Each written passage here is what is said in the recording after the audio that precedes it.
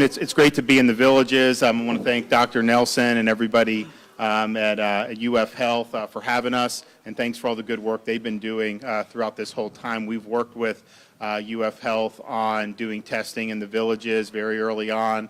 We've also worked together on doing some testing in underserved areas, which has been very, very important. I'm going to go through some of the numbers, kind of where we are, some of the things that we're doing to continue in the fight against COVID-19, the coronavirus. From very beginning, we've stressed a few main points. One is protecting the vulnerable, those who are elderly, and then those who have significant comorbidities. And we're going to talk about some of the things we're doing to continue that effort, but that's very, very important. The mortality is very, very clear, skewing heavily in that direction. So those are folks that need support. We'll talk about the expansion of testing, which is very robust now, the social distancing, which is still very important, support for hospital healthcare workers, and then obviously, introduction of the virus into Florida. So if you look at where we are and kind of where we've been, particularly, over the last month, when we started this, clearly the testing levels were low at the time. CDC said only test somebody who's 65 and older, has symptoms. It was in China, maybe some other international places. Part of that was just there was a limited testing capacity. So you look kind of the March, beginning of April, we were testing at probably similar levels per capita that other states were, except for the Northeast, but much different than what we are now. But the positivity rate was basically about 10% for those first 4 to 6 weeks. And so, if you did 10,000 tests, you get 1,000 positive is kind of what we were looking at there. Then as we got into April, we started seeing positive movement in the positivity rate. The beginning of May through that second week of June was really the best testing that we had going on in the state of Florida in terms of low positivity. We were expanding the number of tests being conducted, but the amount of people, the percentage of people testing positive was very, very low. So you look at the beginning of May, we were under 5% all the way through June 13th. We were 4.9%.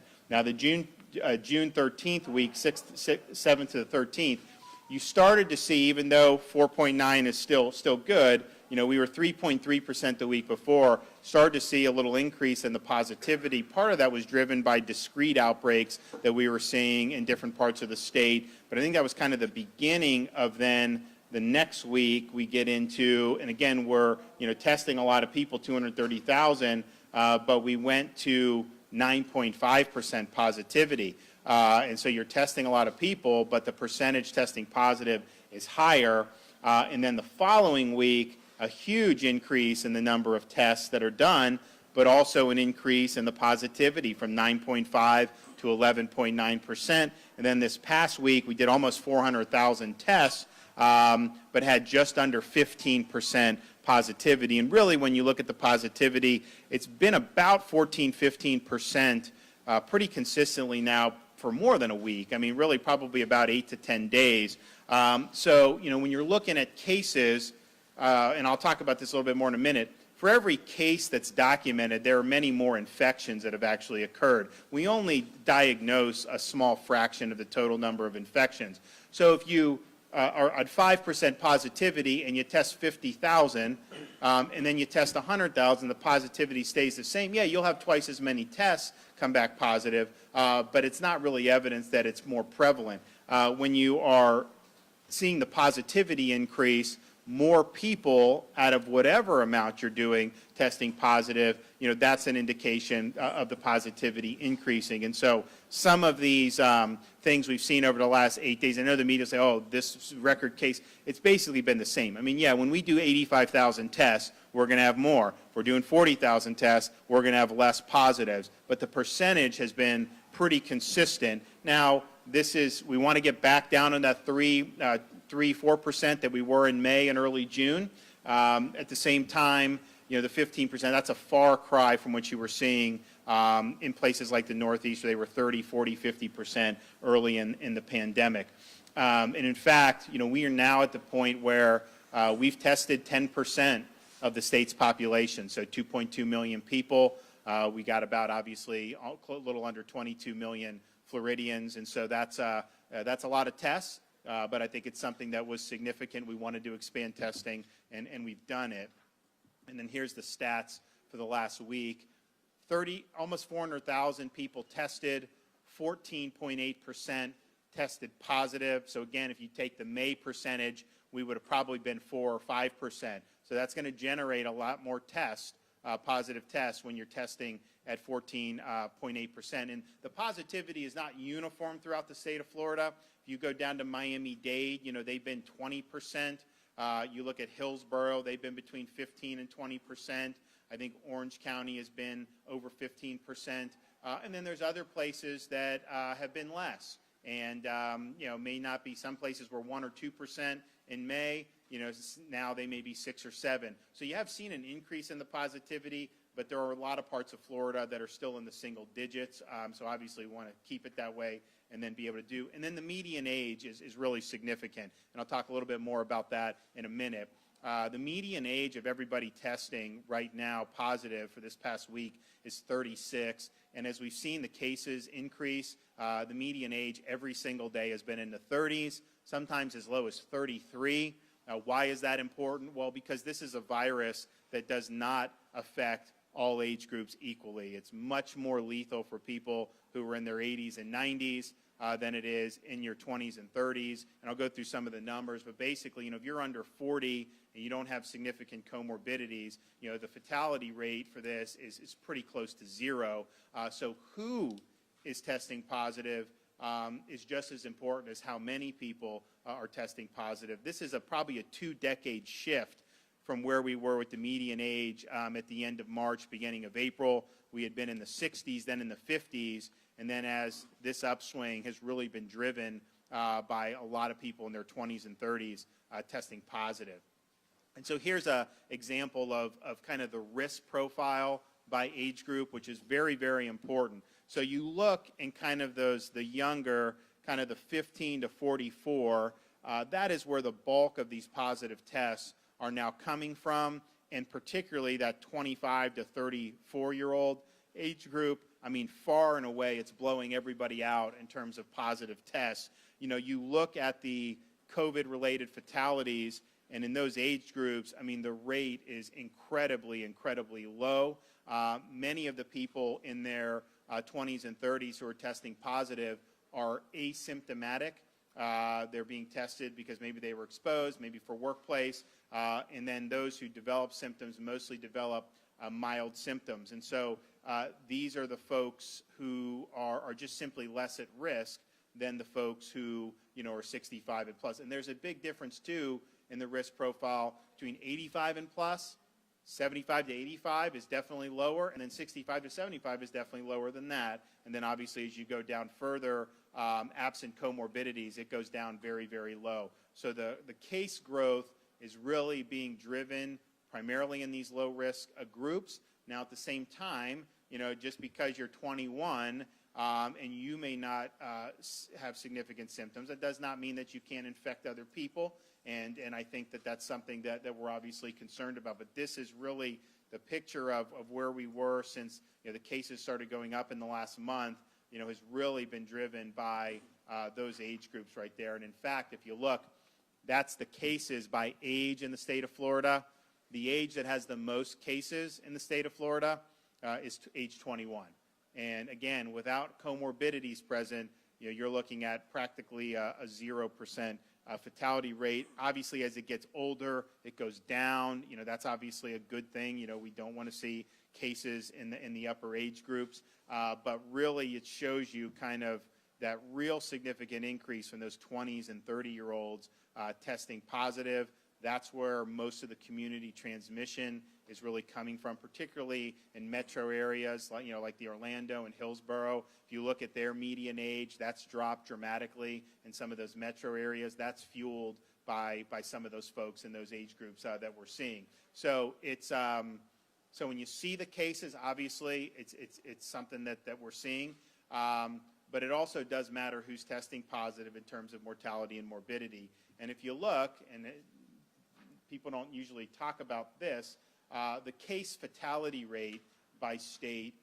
Florida is much lower than many of the other major states. So case fatality is just the number of fatalities related to COVID divided by the number of COVID cases. And so we're now, I think, under 2%.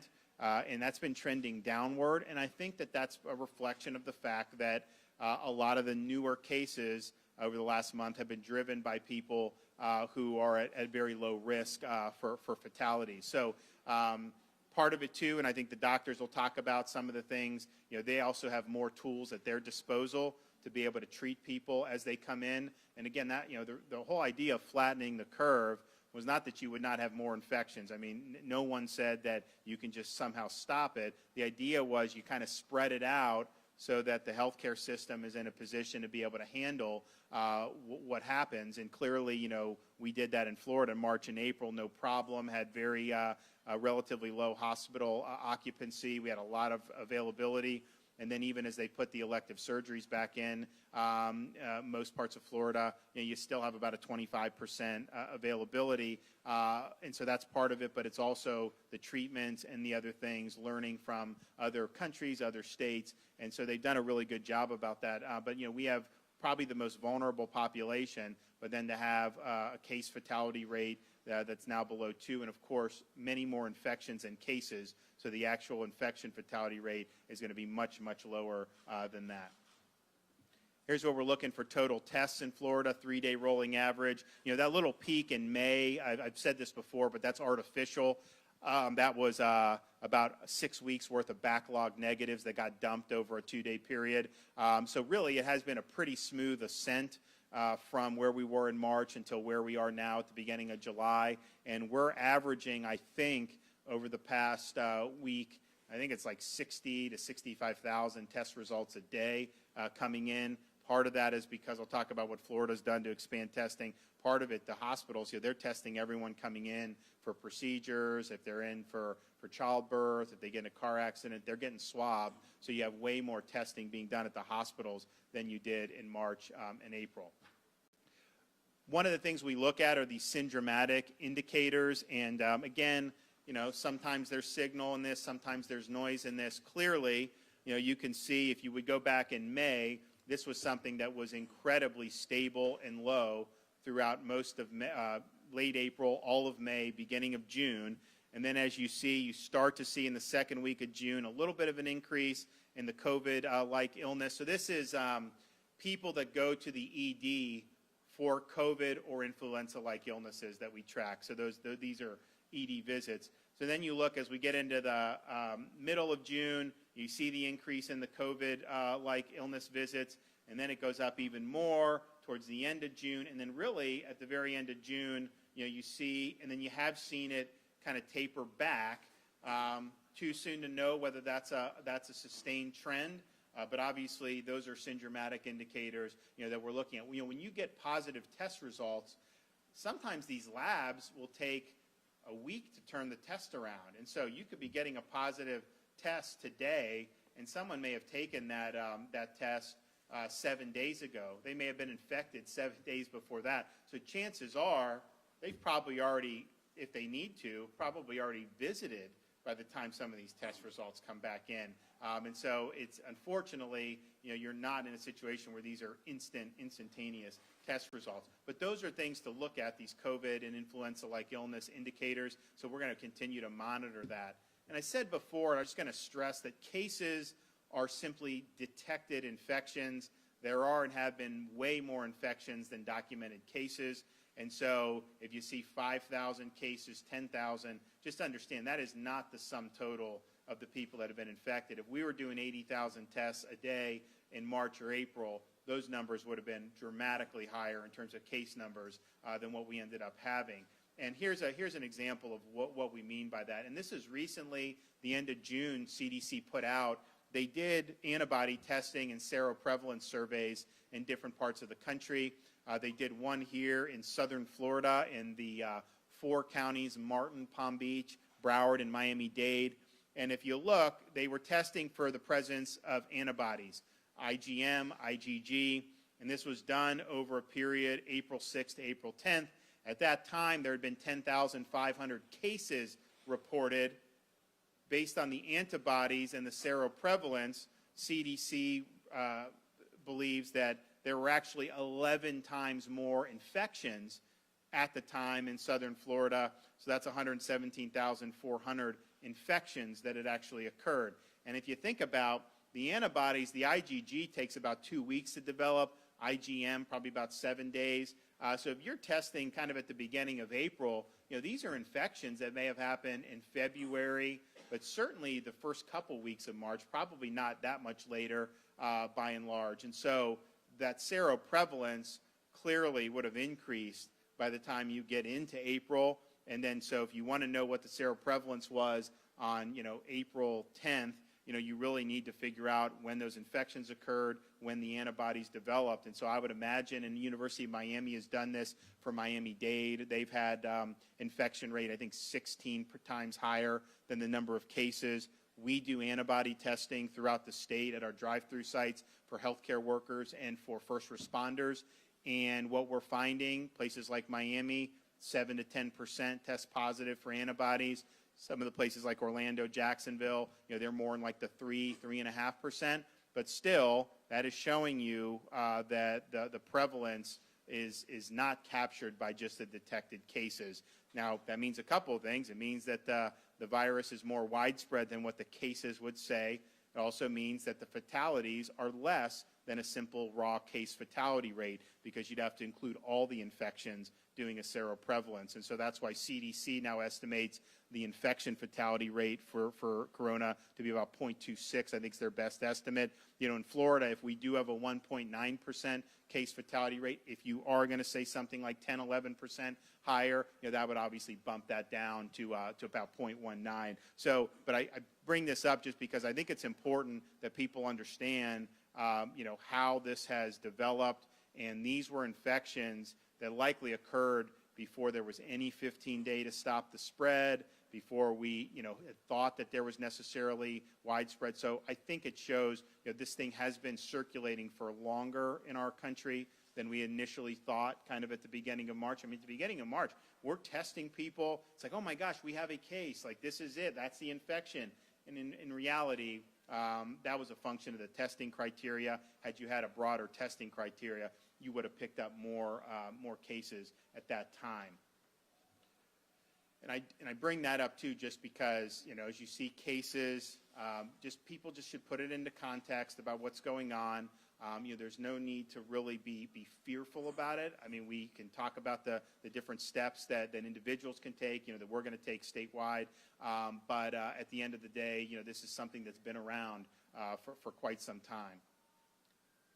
I think this is important, and I know some of the physicians here will talk about it, but one of the things that I think did not get as much attention at the time, and only now I think people are starting to realize, is when the coronavirus pandemic national emergency was declared in the middle of March, CDC looked at the ED visits across the country for things like heart, stroke, and other serious illnesses. And what you saw was a major, major decline in the number of people visiting the ED for things like heart problems. Now, no one believes that those problems all of a sudden just stopped. What happened was people were probably fearful about going into the hospital because they thought, maybe they would catch the virus there. Maybe they thought that the hospitals didn't have capacity to deal with them. Who knows? Maybe they thought that they were told to stay at home. Maybe they thought that means don't even get medical. But there are probably a lot of reasons for it. But this definitely happened, and CDC's recent report basically attributes, or says it may attribute, the observed excess mortality not associated with COVID over the last several months to people putting off visiting hospitals for really life-threatening situations. What happens is you may not die right then, but the problems worsen, and then by the time you do present in the hospital, you're sicker than what you otherwise would be, and your mortality risk has increased dramatically. So people should just be very, they should understand that the hospitals are a safe place to be. This is something that you do not want to put off. There's capacity. They have great safety protocols. You're less likely to get coronavirus here than a lot of private residences or a lot of other things you could be doing. So please come in and don't let those problems fester. That does impact, absolutely will impact mortality if you don't come and get the care that you need when you need it. So our number one priority throughout this whole thing is to protect the vulnerable because of the disproportionate impact the virus has on people who are 65 and up and people that have significant comorbidities. We've advised really since March, and even as we got into the different phases, the guidance has never changed about people who are 65 and up. We're recommending and advising to avoid crowds and to minimize close contact with people who are not in your household. That is the safest way to make sure that you're not putting yourself in a situation where you could contract the virus. And I think by and large, being here in the villages is important because, you know, they've really, I think, heeded this from the very beginning. I remember talking to Gary Lester in early March. I was like, you know, they had a plan. They've done a lot of stuff. And, you know, it's really made an impact. And I know one of the physicians was going to talk about, you know, some of the other areas in this system where the population's younger, you know, you actually see more cases and even more ED and in hospital admissions than you see here at the villages. And a lot of that is because of people really making the effort to protect themselves. So the message for our elderly population is to avoid crowds and minimize contact outside the home. This virus is circulating and is circulating more widely with people who are in their 20s and 30s. So anyone in multi-generational housing, you know, that's something that should definitely be a concern. And then obviously if you're somebody, you know, that has either kids or grandkids in that age group, you know, that's something that you should be cognizant of as well. Also underlying conditions. So if you look, the younger you are, you know, the fatality rate is incredibly low, close to zero, but you know, regardless of age, if you do have some of these significant comorbidities, you are definitely at an increased risk from the coronavirus. And some of the things I think people would understand and just instinctively, you know, anything with having to do with the lungs, like a cystic fibrosis, obviously if you have a serious heart condition. But what they see a lot in the hospital with the patients who may not be in their 70s or 80s, maybe in their 50s, that is the difference between maybe having an asymptomatic illness or minimal symptoms or an illness that requires hospitalization, are some comorbidities like diabetes and obesity. Those are very, very common comorbidities that hospitals really throughout Florida, I think, are seeing over and over again. And so, you know, the guidance for folks in those situations is the same as for our 65 and up. You know, be sure to avoid crowds and minimize close contact outside the home if you're somebody who's in those categories because your risk is elevated due to those comorbidities. Of course, our long-term care facilities is kind of where the most at-risk population is. We did early on, I know some of the doctors, I think Dr. Lizardo will talk about the impact, but you know, we protected these long-term care facilities. You know, we banned having patients be readmitted if they were COVID positive because we feared that would help really spread the outbreak against the most vulnerable, and I think that was the right policy. But what we also understood is, okay, if you have somebody who's COVID positive, who's a resident of a long-term care facility, and they're in the hospital but they're medically stable, we don't want them back in the nursing home if they can't be isolated because obviously you're putting the other residents at risk. But if they don't need to be hospitalized, it would be good if they could be isolated appropriately. So what we started to do in April was establish COVID-dedicated nursing facilities. So we now have 12 COVID-dedicated nursing facilities throughout the state of Florida that are able to have patients who are COVID positive, but that their health does not require hospitalization. And fortunately, you know, even though the mortality rate is much higher for people who are over 75, you know, we are finding a lot of nursing home residents and long-term care residents who do test positive and who have symptoms that are short of what would require hospitalization. So you now have these facilities all across the state of Florida, and that's about 750 beds that can be used for folks who are convalescing and who are isolating. And this is really worth it, because if you put someone back into a long-term care facility that is still contagious and they cannot be isolated, that is going to end up spreading in those facilities, and you're going to end up seeing more patients come to the hospital. So I want to thank Secretary Mayhew for working hard over the last couple months to do this. I think this is going to be really significant. We didn't have this in March and April. First one was brought in the middle of April. Now that we have this, really puts everyone, I think, in a better situation. It's better for long-term care facilities, better for hospitals, and really better for the residents in all these situations. The other thing we're doing, from April through probably the middle of June, we went through and tested the long-term care residents, tested staff, which was important. But what we're also doing going forward is all staff members at long-term care facilities need to be tested once every 2 weeks. And so we have a program in place. We're providing the different types of tests for that. Now, I will remind people, you are going to see positive tests with the staff. When we did it the first time, we had about a 3% positivity rate.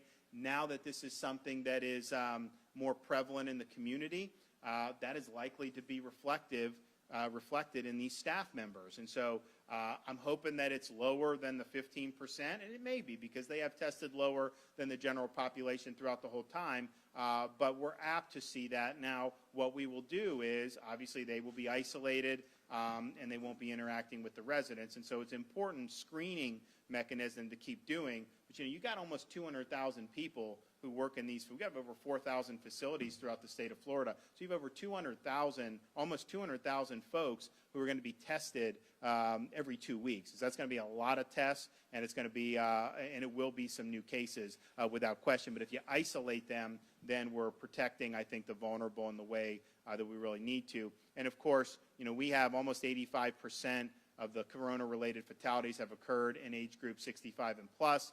I think nationally, if you did an honest accounting, any long-term care resident, whether they die in the facility or at the hospital, if you count all of that, which Florida does, you'd have a majority of the COVID-related fatalities would be residents of long-term care facilities nationwide. And I think that's true in a lot of these other countries. And so, if you want to know where the risk of mortality is from the coronavirus, you've got between 100 and 150,000 folks in these facilities in Florida, and they represent over half of the fatalities in the state. And so we're going to continue to put a lot of emphasis on protecting the most vulnerable to this virus.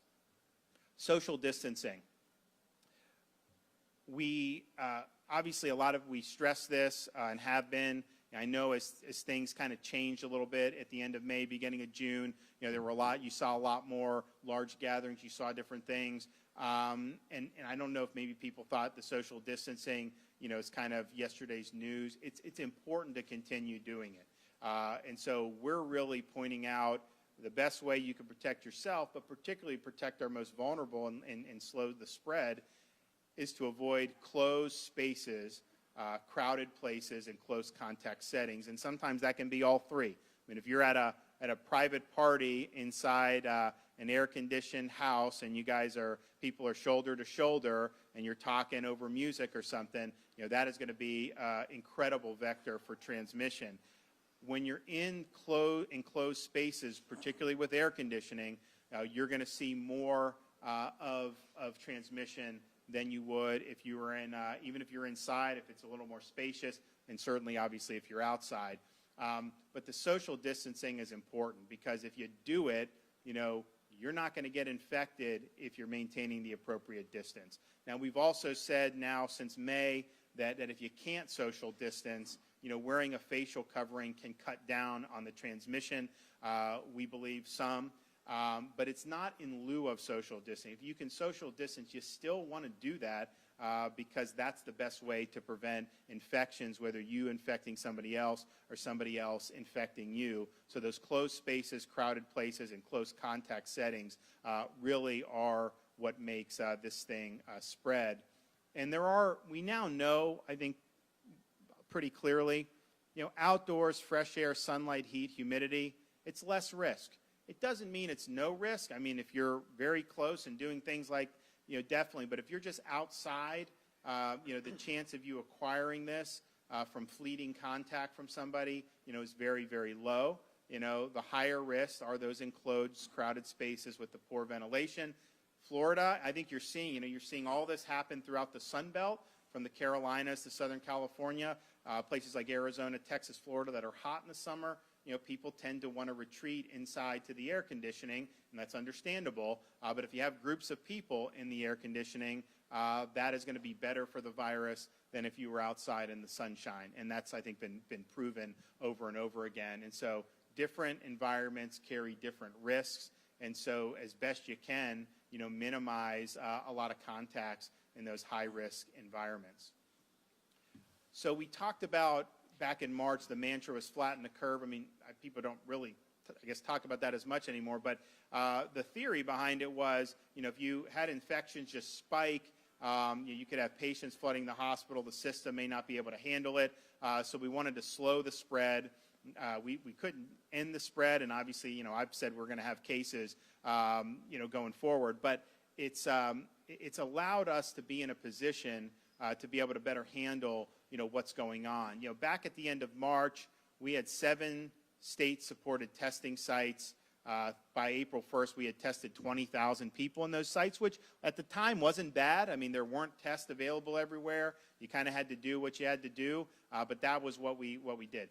To date, right now, we have 47 different testing sites, and just those sites alone have done almost 600,000 tests. And so the sites we have drive-through sites, we have walk-up sites, we have pop-up retail sites, we have a mobile RV that will go around in different parts of Florida and test people. So you've seen more and more testing available across the state of Florida. And obviously, what the state is doing, is just part of it. I mean, the hospitals are doing a lot. You've got the locals are doing stuff, private sector. But we're now in a situation where there's a lot of these test sites in a way that just wasn't the case in March, not only here, but anywhere in the country.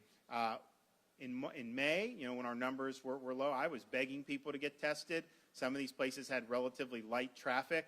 Now, in the past few weeks, that traffic has increased, so the capacity has increased. Some of the Orange County Convention Center, that would do about 500 tests a day.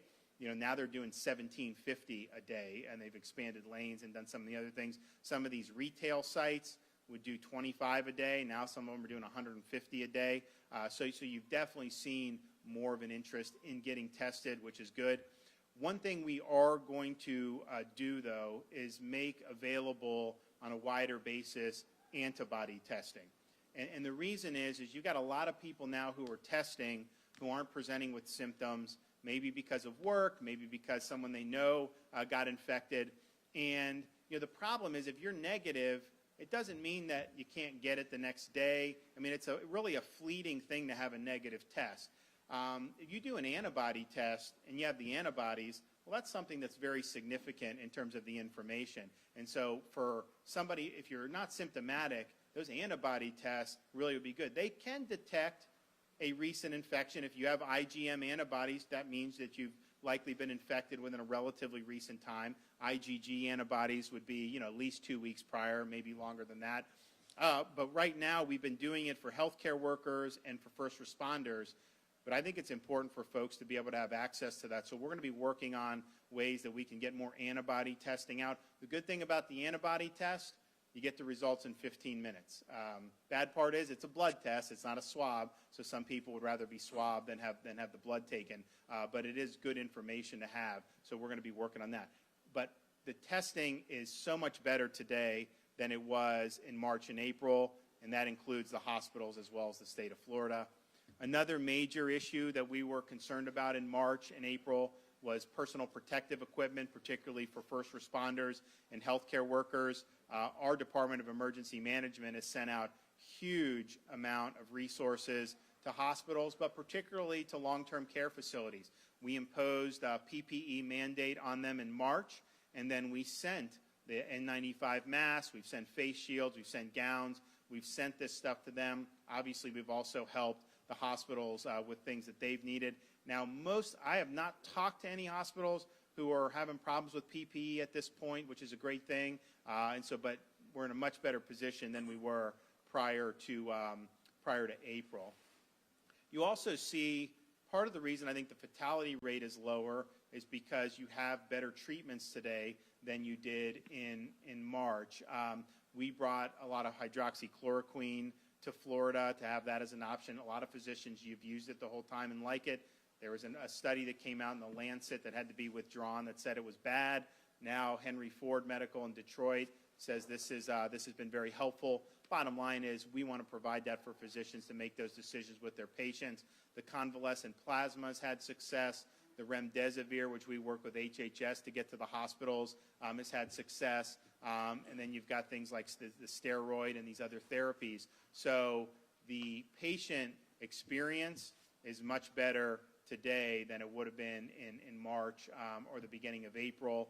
And obviously the physicians have learned a lot about the virus, which is a really, really good thing. So flattening the curve, you are pushing infections out longer, means you have to deal with it longer. But I think in terms of outcomes, you'd much rather be in a situation now than have to have done this, at higher levels in March and April in terms of positive outcomes. So support the healthcare system, one of our main pillars. There's a couple things that I think some of the folks have asked for. One is I was with the Vice President on Thursday. They obviously want to be helpful in any way they can. One of the things that we see a need for is some personnel support for some of our hospital systems. And the reason is we have 15,000 plus beds available. The census, 25% are available. Obviously, hospitals you'd want to run probably at 90% capacity normally. So the beds are there. The issue is how the personnel can be used. So, for example, in Miami-Dade, their largest hospital system, Jackson, they have almost 40% of the people that come in for non-COVID things like car accident, childbirth, are testing positive. Now, they're asymptomatic. They don't need to be hospitalized for COVID. But once somebody tests positive, there's a whole set of procedures that then get put in place. It requires manpower so that those folks are isolated and the COVID doesn't spread to other people. And so what they're finding is okay, someone gets in a car accident, they get swabbed, they're positive, they don't need to be hospitalized for COVID, but they do need care for other things. That still requires kind of the COVID procedures to be put in place. So having a little bit of relief on that element, and there's different things that they can do, would be good. So we've put in that request. We think it'll be favorably granted, and we hope to have some folks down. They're fine now, but just looking at particularly as you see certain communities where there's a higher positivity rate, well, that's going to be reflected in the general patient population who come in too, apart from COVID-19. So they're kind of at the higher end with the 40%, but even some of the ones in Central Florida, like Orlando Health, I think they said they're about 20% of the people coming in for other things that get swabbed, do test positive. And again, these are people, I think 99% are asymptomatic, or most of them are asymptomatic, and they don't require hospitalization for coronavirus, but nevertheless, those procedures need to be put in place, and that just requires a lot of care and a lot of manpower. And they've had a lot of people working very hard for months, and then the summertime is the lower season for Florida typically in terms of staff, and so this is an important request. The remdesivir, we want to make sure that continues flowing. The HHS had been sending it directly to the Department of Health, and then Florida was distributing it to all the hospitals based upon need. It's worked very well. But now what they're doing is they're going from the manufacturer directly to the hospitals, which is fine. But we just want to make sure that there's no gap there. So we're working with the White House on that. And then finally, just some of the chemicals for the labs. They're doing a lot of testing in these hospitals, and so they're running out of some of this stuff. I know this stuff's available throughout the country, and so we hope to be able to get it. When we had lower numbers, we wouldn't get anything because they were sending it to places that were higher.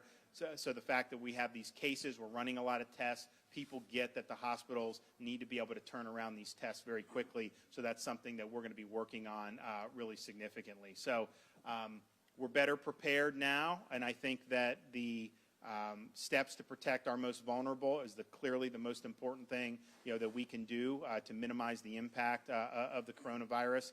And I know we're working very hard, not just at the state level, all our localities and the federal government working side by side with us. We're going to hear from some of the physicians, and then we'll have a little discussion, and then we can open up the floor for some questions. And so, Dr. Nelson, you want to just, one, thank you for having us. You want to just kick it off and make some comments? Thank you, Governor. Thank you, Governor. My name is Dave Nelson. I'm the president of UF Health, which means I oversee the Gainesville, Jacksonville campus, as well as two beautiful hospitals here in the villages. I'd like to give maybe a little reflection at a system level for what we're dealing with in terms of COVID-19, and then I'll let my colleagues give you more specifics. So other than overseeing the health systems, we're also responsible for bringing back the University of Florida and the professional schools at the different universities for UF Health. And so just to give you an idea, we currently have done well over 40,000 tests. And so we have been testing a lot throughout this current pandemic. We use a technique called pooling, which is we don't do a single test. 10 people in the audience, we take 10 of your samples, put in a single test. And if it's negative, all 10 are negative. If anyone's positive, you go back and have to test each one. It's a resource that allows you to save those precious reagents that the governor just talked about, and it allows us to turn 1,000 tests a day into 10,000 tests a day. It's just an example. So we have probably over-tested, I think, if many people had asked, but we're very interested in ensuring a safe healthcare system and a safe university for the students to come back to. In the last week or two, we've seen, I think, what everyone has been talking about. We have seen a dramatic increase in the number of asymptomatic employees and students, which we just tested 20,000 in the last few weeks. But to put things in perspective, we went from 0.1%, 0.1 to 1%. So if you're walking in off the streets of Alachua County, it's coming back to work, the likelihood of having asymptomatic infection is much lower than much of the rest of the state. So we've been very fortunate. However, in our three healthcare systems, we have last week saw a spike in diagnoses, cases, as the governor referred to them, and we had a little over 500 positives. If you look at the median age and where they distribute, Gainesville, Jacksonville, Central Florida Health were kind of 1, 2, and 3, but an interesting median age of around 25 was occurring outside of the hospitals, which are all around 58. So we're seeing young people coming to the emergency room or coming to the healthcare system to get tested, and we're seeing, I think, the age push back in terms of who's getting hospitalized, probably in that mid to late 50s, which is a change, I think, from our early experience that was dominated, unfortunately, by the nursing home patients and those with very heavy comorbidities. And so overall, if you look at healthcare capacity, so we test a lot. We're seeing a fair amount of disease that's in the young, so how are our three big healthcare systems stacked up to take a second or third peak? Right now, all three of our healthcare systems have very good capacity. I think there's a lot of misconception in the general public when you hear that, let's just say our Gainesville campus is 90% full. That's a good thing, because we're usually closer to 100% full because we need to run fully to serve our community. We have triggers that we can turn. The governor turned one before, which helped us decompress, which is elective surgeries. And, we can continue to evaluate, but at least so far in the Central Florida Health Hospitals and our Gainesville and Jacksonville community, we have significant capacity and don't see that being a problem. We probably could go tenfold higher than we saw in what you would see as the first wave, because we never got into the mitigation strategies, because we didn't see what South Florida hit. There's no doubt Miami will have a little less capacity than the UF Health system because we had never got the positive rates of 15 or 20%. So anyway, overall, I think we're definitely seeing a common younger person's spread. Hospitals are getting more active, and we will continue to watch those numbers, but have many triggers to pull to open up the system more if we need to. Great. Dr. Spry, why don't you talk about a little bit about the ED and some of the stuff that you've been seeing throughout these many months? Is this on? All right. I'm Jeremy Spry. I'd like to first of all, thanks Governor DeSantis for coming here and speaking with us. It's important that he gets a lot of information from the physicians that are in this every day, and it shows in your control of the data, which is very important. And I'm the medical director of the emergency department here at the Villages and also the vice chief of staff for the medical staff. One of the slides that he put up there was one that reflected what the CDC reported about severity of other illnesses. And we're not just seeing an increase in the severity, but also in the mortality associated with it too. So heart attack, stroke, other infectious illnesses aside from COVID, patients are waiting and they're not coming in. That's getting a little bit better, but still, to this day, we're seeing patients that should have been here earlier. That has a direct effect on their overall health. There's going to be issues with delays in cancer diagnoses for not just reaching out and coming to the ER, but also to even their primary care physicians. So, my job today is to let the public know and reassure them that our policies that we have and procedures in screening patients and visitors and staff on a daily basis, the hospitals are very, very safe. And, we're here and ready, and if you've got anything that you're concerned about, come in, don't delay. Great. Dr. Luzardo, can you talk about some of the stuff you're seeing? And then, you have mentioned some of the nursing home components. So can you speak about that as well? Absolutely. Once again, thank you, Governor, very much for having us here and for coming to be with us here at UF Health. COVID presents some unprecedented challenges, things that none of us have seen during our careers. And probably one of the biggest challenges is the wide range of outcomes related to age. So in other words, in one group you see very little bad outcomes, and in another group you see devastating outcomes. But yet I remain optimistic. It's a bounded optimism, so it's got its limits, but I'm still very optimistic. And why is that? The reason being is that, the governor said it himself, is that probably the single most important intervention that we've done has been to focus on the nursing homes. And I couldn't agree more. When you look at that idea of testing repeatedly and going in every 2 weeks to ensure that that's where you watch that population the most, not only the workers, but also the residents in long-term care facilities, that has been a huge breakthrough, and that's a very important step to take. So that moves and makes a big change and affects probably the single most important risk group in terms of mortality, really the outcome that matters the most. But secondly, I said a bounded optimism. The bounded optimism is that what's been driving what's been going on here lately, and it's been behavior. As the father of a 21-year-old and a 15-year-old, I get it. I understand kind of what some of the challenges are. But much of what we've seen lately is behavior-driven. And again, yes, we want to see that stay in the age groups, but again, that fear is that unmitigated behavior. So in other words, just kind of thinking of now and not thinking of tomorrow or thinking of others, that spills over into other age groups. And then we've got another problem. So again, I think that we have the tools. We have a lot of steps so we can move forward. But again, we need everybody to work with us on that. So follow the rules, follow the guidelines, try to think about others as well. I know so many people are doing it, and this is a long haul. There's some challenges here. But there's a lot of reason to be optimistic. And I think that those steps will make a big difference, and especially with those younger age groups, thinking about others, trying to put off some of those things, think about the ones you love. Those are going to be the steps that are going to really help all of us continue to get this under control and continue to have reasons for optimism moving forward. Great, thanks. All right, Dr. Lowenkron, you want to weigh in on some of the stuff we talked about? Sure. So Jeff Lowenkron, Chief Medical Officer for the Villages Health, probably the only representative of an outpatient system here. And a lot of what we have as a patient-centered, primary care-driven, community-based healthcare model is the ability to talk to folks before they're sick. And part of what we need to be able to do is assure they have a confidence to be able to speak with us, either in person, which will welcome them into the care centers, or in whatever way they want to reach out to us. The real key is that we, as the healthcare delivery system, have to make sure they're safe when they come in. So we're making sure, and we've been doing this for months now, we screen people on the way in, we keep our own folks who are working there safe, and we keep the people that they're coming in contact with safe. By doing that, we assure that they can get the care they need. The real key is this. Most people, as they get older, don't need a hospital stay every year, but they all need a primary care visit every year.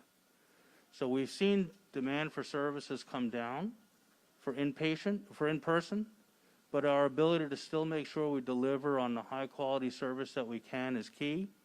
And what we know is if they need to come to the hospital, they're going to get outstanding and safe care here as well.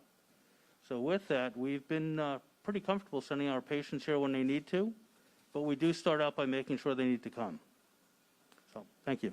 And I mean, just for the course of this pandemic, like particularly the residents at the villages, I mean, it seems like they've really, taken some of the guidelines to heart, and they still do things, obviously, because they're a very active bunch, but they've done it in a way that's minimized risk. Has that been your experience?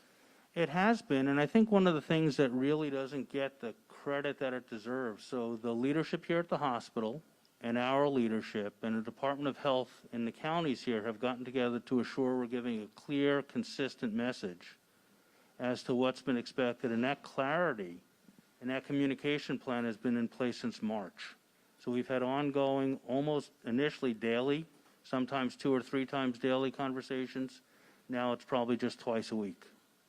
Yeah, and I know that there were certain things, some of the big indoor gatherings, whatever, they stopped in March, and they've continued to monitor. And I think that they had planned on maybe doing something sometime this month, but I think they were just waiting on that. And so that's very much focusing on the facts and making those decisions. And so I think from the very beginning, remember when I called Gary at the beginning of March, and they had a plan and they've executed, and that's really what you need to do, and that's part of the reasons you've had the very low numbers here, even though you have a more elderly population.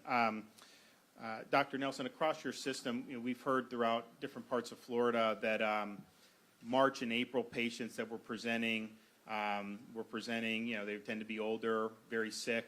Now, maybe a notch younger, maybe a notch milder. Is that what you guys are seeing in terms of your COVID-positive patients?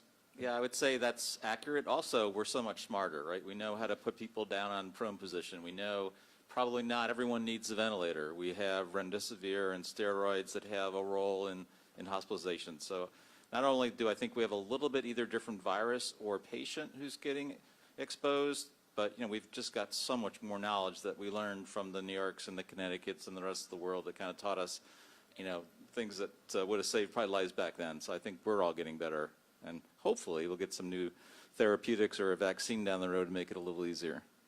Absolutely.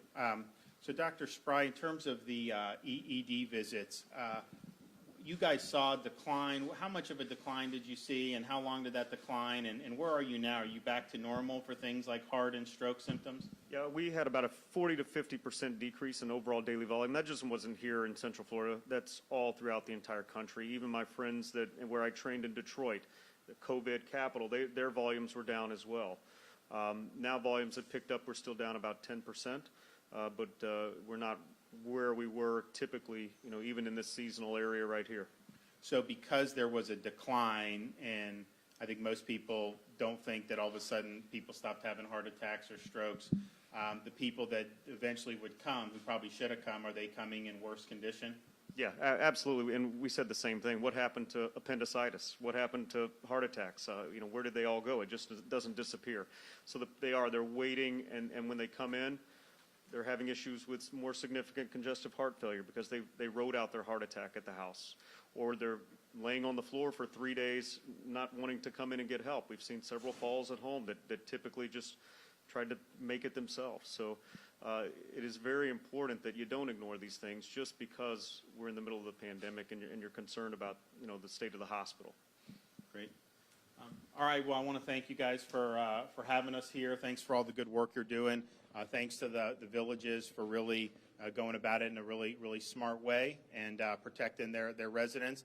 And, of course, we want to continue to do that. As we've seen this positivity rise, as we see, 15% in communities, maybe not quite 15% here, but in a lot of parts of Florida, as you start to see that, it's very, very important, that we continue protecting the vulnerable. Obviously, we've got a big apparatus in place with the long-term care facilities, very important, but also our 65 and up population, that they're minimizing large crowds and close contact with people outside their homes, and folks who aren't in that age group or don't necessarily have comorbidities, to understand that particularly in the 20 and 30s, you're seeing this thing circulate more widely. And look, this was probably circulating amongst that age group in March or April. We just weren't testing for it. but I do think it's circulating at a higher rate now, or certainly has in the last few weeks, than it would have been detected even if we were testing a little bit more aggressively. So that's out there, and so what you want to do is just be cognizant of that, particularly in those 20s and 30s. You do see more infections there than anywhere else, any other age cohort, and so grandmother, parent, please keep that in mind over these next couple weeks. With that, we're happy to take some questions. Yes, Governor, ma'am. you- Hi, Governor. You talked about how social distancing is not old news. One of the good news stories this week is what was enrolled, the reopening of their parks. Do you think that's still a good idea, and at what point would you consider having the theme parks shut down? No. The theme parks have been doing great. I mean, Universal, if you look at what they're doing, and that's, I think, the lesson is we have to have society function. You can have society function in a way that keeps people safe. And when you have all the different procedures that they have in place, people are going to be, it's a safe environment. Disney, I have no doubt it's going to be a safe environment. I think that where you start to see the spread is just in social situations where people let their guard down, usually like a private party or something like that.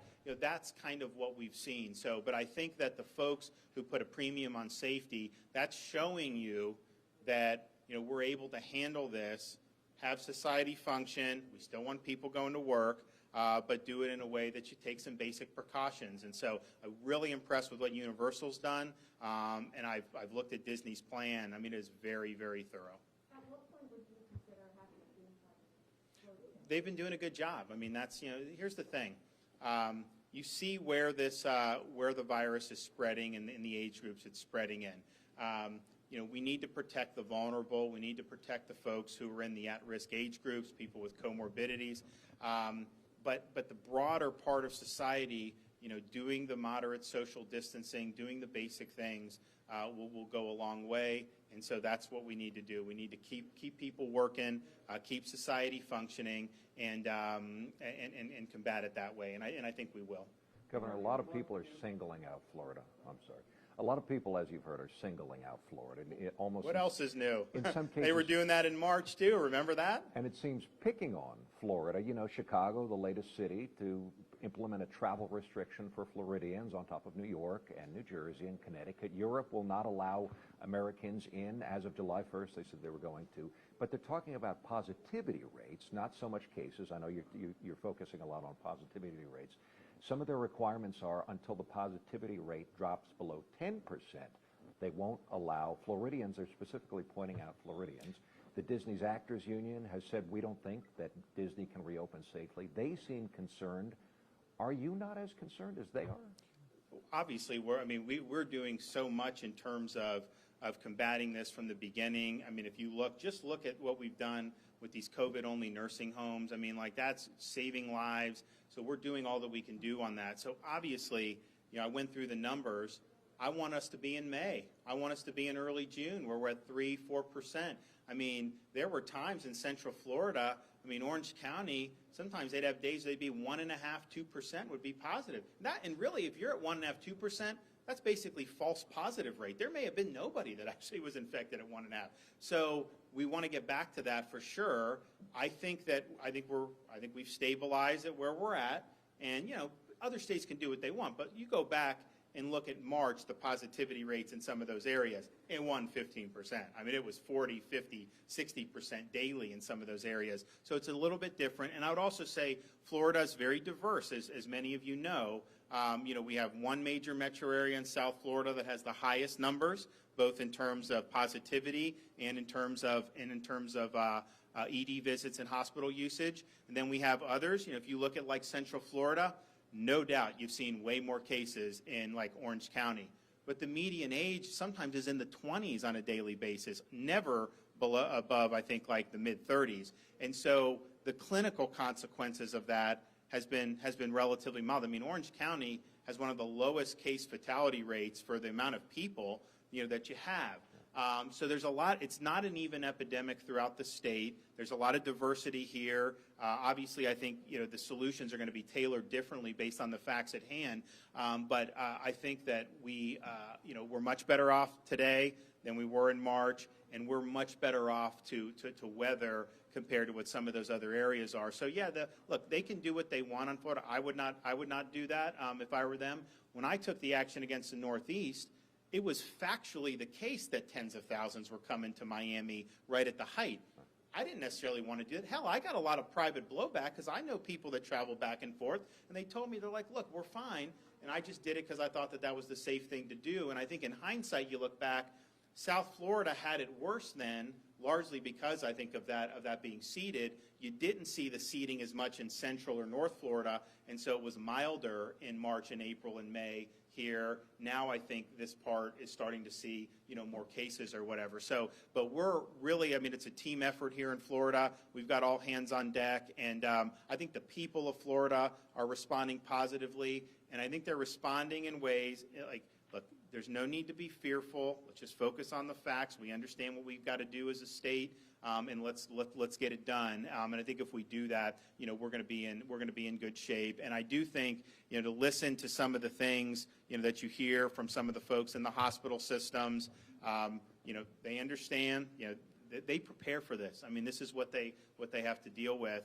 So we're in constant contact with all those folks. As I mentioned, the personnel that we're going to bring down is largely because of non-COVID related illnesses that people are in for other reasons. They test positive for COVID, and all the procedures that then go in, that then takes away some of the manpower. So we want to be able to help supplement that, the remdesivir, all these things. We're going to continue to do that, and I think do it very well. So so we're going to be okay. Are you going to lift that travel order, How do you Governor? respond to the president's message that 99% of people with COVID-19 are going to be totally okay?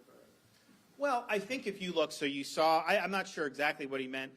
In Florida, the case fatality rate is under 2% now, which is much lower than a lot of these other states. Now, obviously, if you don't die, some people have nasty illnesses and hospital stays, and we shouldn't minimize that. Obviously, we're focused, number one, on the fatalities, the care homes in those areas. So you do that. But I do think if you look at the infections on top of just the cases, which may be 10 times as many, the rate of lethality is much lower in an infection fatality rate than a case fatality rate, and it's something, even the CDC has said 0.26%. I will say, though, for the people that are testing positive at the highest rates in Florida, those 20-year-olds and the 30, by and large, they're presenting very mild or asymptomatically, and that's obviously a good thing. It's a good thing in terms of the health outcomes. Now, it makes it harder to contain the spread because if this was SARS-1, I don't even think you were contagious until you were really ill. And so you'd get ill, you could isolate, and you really could stop it. Here, most of the people who have it under 50 are not exhibiting symptoms or very, very minor symptoms, not enough where they would want to go seek medical attention. It sounds like the president's trying to minimize. No. I'm not minimizing it, but I think we should also have proper perspective. When we went into this, there were people saying that, 20-year-old was just as at risk as a 90-year-old, and that's just not factually true. We know where the risk is. We know who the comorbidities that are impacted. We've got data on this now. We know who the folks who are more vulnerable, who need to be protected. So it's a very serious thing, and I don't think he was trying to minimize it, but clearly we viewed it as serious from the beginning in January when we were monitoring it. But at the same time, when you hear news about cases, I just think that should be put in the proper context and perspective that the number one age for cases in Florida is 21, and if you're 21 and you don't have significant comorbidities, your fatality rate is pretty much zero with that. And so that's good to me. That's comforting to know when you see the cases that it's affecting folks who are less likely to see clinical consequences than some folks. And I've said this before, even before we started to see more cases. From a clinical perspective, 1,000 cases under the age of 30 is going to be less significant than 50 cases in a long-term care facility. That's just the way this virus works. It's very much dependent on age and on the comorbidities. At the end of this month, the federal PUC $600 payments that people on unemployment have been getting is going to expire, and a lot of people have been depending on that, as you know, if they're unemployed. Do you support the idea of extending that unemployment for as long as people want to go through the end of the year? Do you support that? Well, what I would want to see, I think, and they're discussing it in the Congress in this next round, if they do a next round, is providing people, if they do go back to work and take their old jobs, maybe a financial premium to do that. Because right now, there is a disincentive, depending on where your wage is. If you had some type of premium, then there's more of an incentive to want to go back. And so I think that they should structure it differently. But I would support them doing something to be able to, to get people, to keep them on their feet, get them back into the workforce, and do. I mean, we've seen a lot of people get back in their jobs after the kind of the March, April shutdown. The problem is that I see is, some of those jobs are definitely going to come back. But the question is it going to be 50%, 90%? I mean, if it's 50%, you're going to have some problems. If it's 90%, we're going to be able to kind of deal with it. So here in Florida, we obviously haven't had the job numbers yet for our state in particular, but if you look at the national numbers, we're obviously anticipating a positive increase here in Florida to be reflected from June, and then obviously we want to continue to do that as we move forward in a very safe way. Well, I want to thank the folks here again for all their hard work. I want to thank Dr. Nelson for partnering with the state on a number of very neat projects. We did a surveillance project at the villages, I think it was probably March or April, pretty early on, and we wanted to try to figure out what percentage of people are asymptomatic, because at that time, you wouldn't even get a test unless you had symptoms, which a lot of the people testing positive now probably would not have met the criteria. But at that time, there was an age component and there was a symptomatic component, and we said, okay, that makes sense because we had limited resources, but what about asymptomatic seniors? So they tested, I think, what'd you do, 2,200 or 1,400? 4,000. They did 4,000 asymptomatic seniors and not a single infection, right? Low percent, less than 1%. Less than 1%. I mean, I think the first round they got 0, then they did more, they got a few. But I mean, very, very low prevalence. Now, part of that is they were doing a good job here at the villages. Part of it, I think, as we now know, is, you didn't see this really come through Florida, outside of South Florida, until we got into June. So I bet you if we did it, they'd probably be higher now. Hopefully still pretty low because they've done a really good job here. But that's just something that, and then UF Health, they started doing the testing in low-income neighborhoods, public housing, and that really provided the inspiration for us to do all of our walk-up sites. So we have all these walk-up sites in underserved or low-income neighborhoods in different parts of the state now where people could go. Had a tough time getting a lot of people to test in May, and then all of a sudden in June, now we got a lot of people going through those sites as well. But that's what they're there for people to be able to do that. And so what they did in Jacksonville really informed us to say, okay, it's one thing to have a big drive-through site. It's one thing for the hospitals or a doctor's office to do it, but we really need to bring testing to the people and get it in areas which are very convenient for folks, and quite frankly, not everyone has access to a vehicle all the time, so we wanted to do that, and it's been very, very successful. So we look forward to working with you. One thing I would like to see is, I think we need a statewide, scientifically valid, statewide seroprevalence study. So if you guys are interested in helping with that, we have one, University of Miami, Miami-Dade. We have this dated one from the CDC now for Southern Florida. But that is really, really important to know the seroprevalence throughout the state, because the higher the seroprevalence, the less the ability the virus is going to have to spread. So some of these areas, that have hit 15, 20%, the virus doesn't expand as much. So if you have a very low seroprevalence, then it's got more potential targets to reach. So I think it's very important, not only as we get through this period, but not knowing what may happen, in the fall and as we get into flu season, to have that source of information, I think is going to be very, very important. So we want to work to get that done. All right, thanks, everybody. Governor, I have a question. Governor, you will make us Thank you.